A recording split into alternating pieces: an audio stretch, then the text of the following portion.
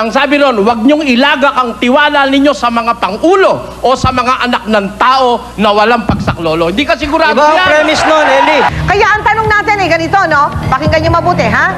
Sang-ayon ka bang mag-endorso ng kandidato ang simbahan at ang mga religious organization?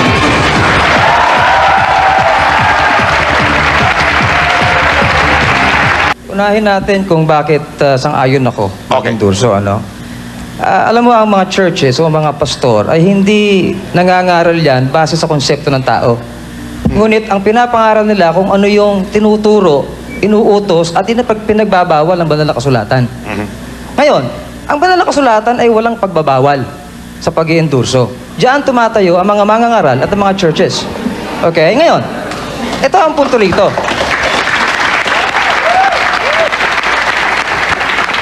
Ang sinasabi ng Biblia ay ganito, when the righteous are in authority, the people rejoice. Good. But when the wicked beareth rule, the people mourn. Okay.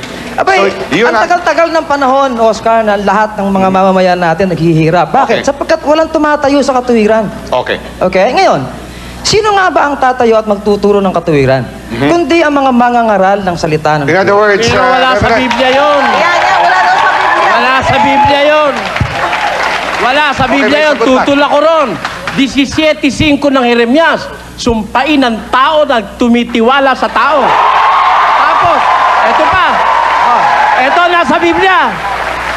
Awit 146:3. Ang sabi, Psalms 146 verse 3, ang sabi ron, huwag niyong ilagak ang tiwala ninyo sa mga pangulo o sa mga anak ng tao na walang pagsaklolo. Hindi ka sigurado Iba ang yan. premise nun, Eli.